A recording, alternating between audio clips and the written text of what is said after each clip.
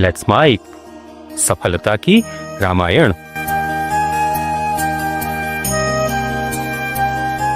प्रणवउ पवन कुमार, खलवन पावक ज्ञान घन, जासु हृदय आगार, बसहु राम सरचा। मैं कल के भाग में आपने देखा होगा कि हमने चारों भाइयों के बीच में हनुमान जी को प्रणाम किया, क्योंकि एक दृष्टि से, एक रामायण के अनुसार हनुमान जी भी राम जी के भाई होते हैं। एक रामायण में लिखा है कि जब खीर का वितरण हो रहा था उस समय चील खीर का कुछ अंश जो जमीन पे गिर गया था वो ले गई और ले जाकर के मां अंजना की हथेली में रख दी। अंजना पुत्र मांग रही थी और उसने उसे ग्रहण कर लिया और उससे जो पुत्र पैदा हुआ वो महावीर हनुमान हुआ। तो इस दृष्टि से हनुमान जी भाई हुए। और गोस्वामी जी कहां चूकने वाले थे? कल की वंदना में जहां चारों भाइयों का वंदन किया, वहीं हनुमान जी का वंदन करते हुए गोस्वामी जी को लिखना पड़ा, महावीर विनबु हनुमाना, राम जासु गुण आप बखाना। और आज कहते हैं प्रणवउ पवन कुमार। हनुमान छोटी मोटी वस्तु नहीं बाप। श्रीमद रामचरितमानस का अगर कोई मूल पात्र है तो राम तो है।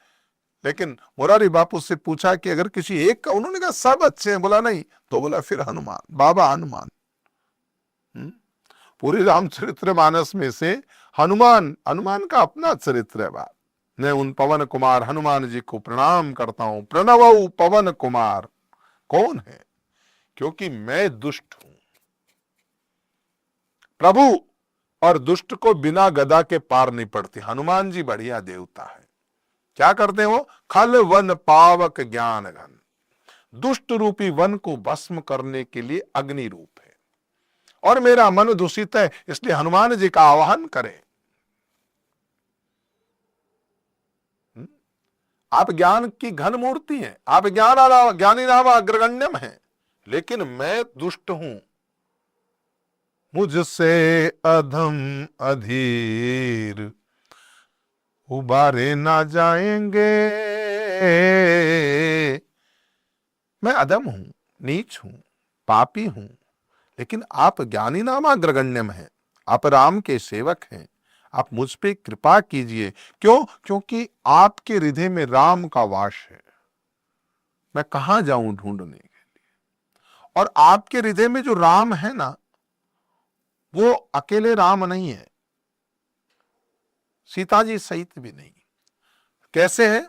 बसई राम सर चापधर। भगवान ने वहां बाण खींच रखा है। इसका मतलब वो बाण निशाचरों को खत्म करने के लिए आपके हृदय में। कैसे है राम? कौन से राम आपके हृदय में? सर चापधर, वो राम जिन्होंने धनुष बाण धारण कर रखा है। तो वो मेरे विकारों को, मेरी दुष्ट आदतों को खत्म करेंगे। ऐसे हनुमान जी को प्रणाम करते हैं। प्रणवउ पवन कुमार, खलवन पावक ज्ञान घन,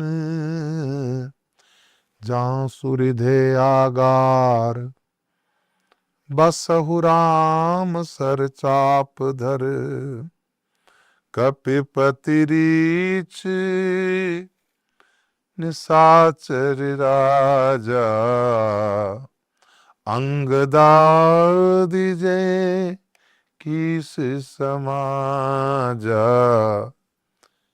अब इस पूरे धाम में सुग्रीव जी भी हैं, यहाँ वानर भी हैं और रीछ भी हैं। उन सबको मैं प्रणाम करता हूं। और उनमें निशाचर राजा कौन है? विभीषण जी। कपिपति है सुग्रीव जी। गोस्वामी जी लिखा, एक शब्द का एक अर्थ है बाप। कपिपति रीछ कौन है? जामवंत जी। निशाचर राजा, निशाचर का राजा विभीषण जी। अंगदादि जे कीस, अंगद जी के सहित भी जितने भी वानर हैं उन सबको गोस्वामी जी कहते हैं मैं आपके चरणों को प्रणाम करता हूं। वंदवु सब के चरण सुहाए, अधम शरीर राम जिन पाए। अरे लोग कहते हैं पवित्र ब्राह्मण का शरीर होना चाहिए, कोई कहता क्षत्रिय का, कोई कहता बनिए का। अरे वो तो अधम शरीर में है रीछ है, बानर है, भालू है, निशाचर है?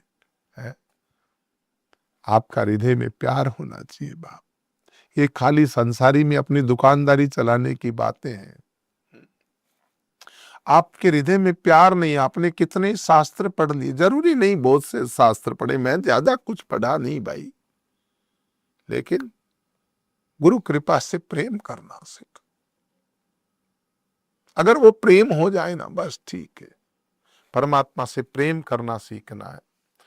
रघुपति चरण उपासक जेते, खग मृगन सुर नर असुर समेत। और भी जो भगवान के चरणों के जितने भी उपासक हैं, जो पशु, जो पक्षी, जो मनुष्य, जो असुर, जितने भी भगवान श्री राम के चरणों के उपासक हैं, गोस्वामी जी कहते हैं मैं उन सब के चरण कमलों की वंदना करता हूं, मैं उनका वंदना करता हूं। वंदउ पद सरोज सबके रे, मैं सबके चरण को वंदन करता हूं।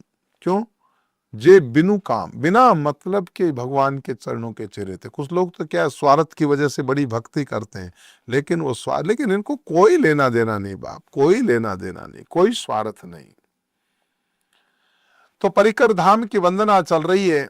आइए सुखदेव जी महाराज का, सनकादि का, नारद मुनि का, जो अति प्रेम के पुजारी हैं, जो परम ज्ञानी हैं, श्रेष्ठ मुनि हैं, उनका वंदन, जो भक्ति का मार्ग दिखाने वाले, नारद भक्ति का सूत्र है, उन सब को मैं प्रणाम करता हूं। तो गोस्वामी जी लिखते हैं सुख सनकादि भगत मुनि नारद।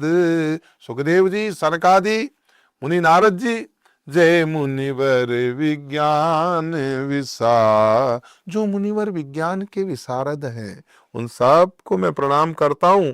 प्रणव अबु सब ही धरन धरि सीसा, करहु कृपा जन जानि मुनीसा।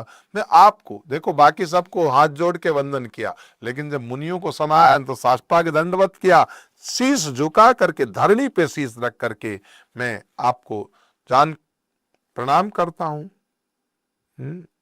धरती पे सिर टेक कर, हे मुनीश्वरों, आप सब मुझको दास समझिए, आप मेरे ऊपर कृपा कीजिए।